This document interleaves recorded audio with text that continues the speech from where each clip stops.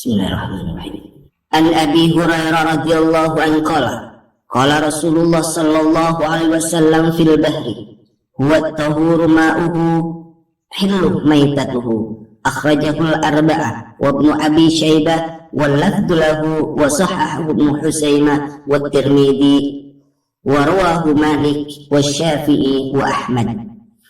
Dari Abu Hurairah radhiyallahu anhu bahwasanya Rasulullah sallallahu alaihi wasallam pernah bersabda mengenai air laut. Laut itu airnya suci lagi mensucikan, halal bangkainya, disebut oleh Al-Arba'ah dan Ibnu Asy-Syaibah. Sedangkan lafadznya menurut riwayat Abu Syaibah, Ibnu Khuzaimah dan Ibnu At-Tirmidzi menilainya sebagai hadis sahih. Hadis ini diriwayatkan oleh Imam Malik, Imam Syafi'i dan Imam Ahmad.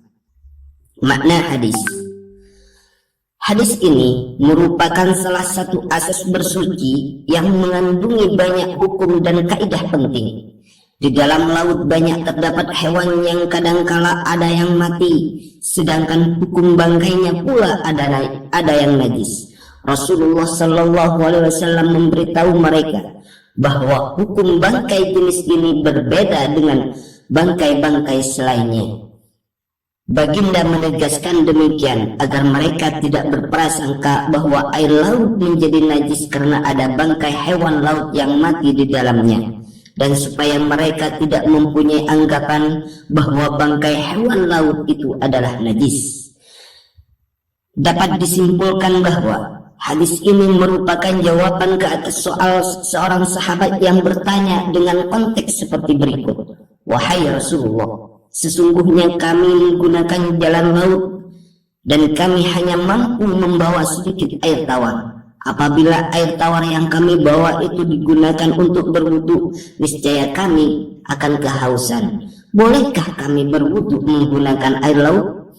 Kemudian Rasulullah memberikan pemahaman kepada mereka bahwa air laut itu suci lagi mensucikan. Maksudnya dapat digunakan untuk bersuci.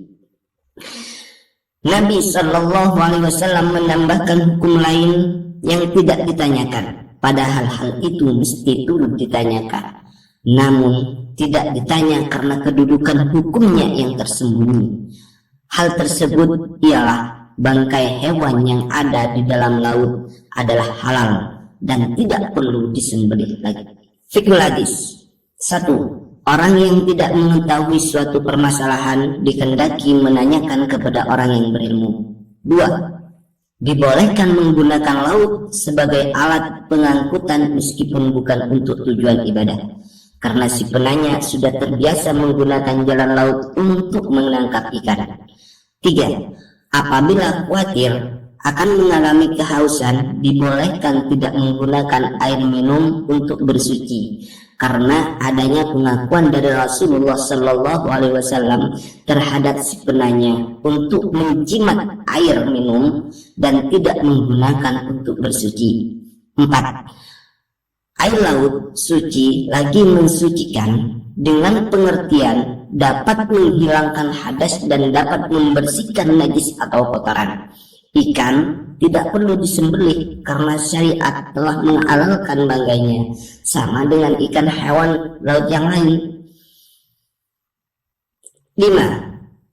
Halal memakan bangkai hewan laut yang hanya hidup di dalamnya. 6. Dibolehkan menjawab lebih banyak daripada pertanyaan yang diajukan bagi untuk menyempurnakan faedah dan untuk memberikan pengetahuan berkaitan perkara yang ditanyakan tersebut. Tentang periwayat hadis, orang yang meriwayatkan hadis ini ialah Abu Hurairah. Nama aslinya adalah Abdurrahman ibnu Syar Al-Yamani Ad-Dausi. Beliau masuk Islam pada tahun ke-7 Hijriah dan meriwayatkan sebanyak 5.374 hadis dan termasuk sahabat yang paling banyak meriwayatkan hadis. Beliau meninggal dunia pada tahun 59 Hijriah dengan usia 74 tahun dan dikebumikan di Madinah. Orang yang menyebutkan hadis, mereka adalah Al-Arba'ah. yaitu Abu Daud, An-Nasa'i, At-Tirmidzi, dan Ibnu Majah. Ibnu Abu Syaibah, nama aslinya adalah Abu Bakar Abdullah Ibnu Abu Syaibah, penulis kitab Al-Musnad. Beliau adalah salah seorang di antara guru Imam Al-Bukhari, Imam Abu Daud, dan Imam Ibnu Majah. Az-Zahabi mengatakan bahwa beliau adalah Al-Hafidh yang tiada duanya dan orang yang dapat dijadikan sebagai rujukan di samping sangat alim. Tentang Ibnu Khuzaimah, nama aslinya yaitu Al-Hafidh Al-Khabir Imam Al-A'immah Syekh Al-Islam Abu Bakar Muhammad Ibnu Ishaq Ibnu Khuzaimah. Keimaman dan kedudukan Al-Hafidh pada zamannya di Khurasan semimangnya ada dalam genggaman tangannya Imam Malik. Tentang Imam Malik, Imam Malik Ibnu Anas Ibnu Malik Ibnu Anas Al-Asbahi Al-Himyari, dan julukannya adalah Abu Abdullah Al-Madani. Beliau adalah salah seorang tokoh Islam, imam kepada para imam, dan imam kota hijrah yaitu Madinah. Imam Syafi'i banyak mengambil ilmu daripadanya. Imam Syafi'i berkata, Imam Malik adalah hujjatullah ke atas makhluknya. Setelah para tabi'in, beliau mengambil riwayat daripada Nafi. Siapa Nafi? Nafi adalah pembantu Ibnu Umar, dan mengambil juga dari Al-Zuhri serta lain-lainnya dari kalangan tabi'in dan para pengikut tabi'in. Dilahirkan pada tahun 95 Hijriah dan meninggal dunia pada tahun 179 Hijriah dalam umur 84 tahun dan dikebumikan di Al-Baqi. Tentang Imam Syafi'i, nama julukannya yaitu Abu Abdullah, sedangkan nama aslinya adalah Muhammad Ibnu Idris Ibnu Al-Abash Ibnu Utsman Al-Qurashi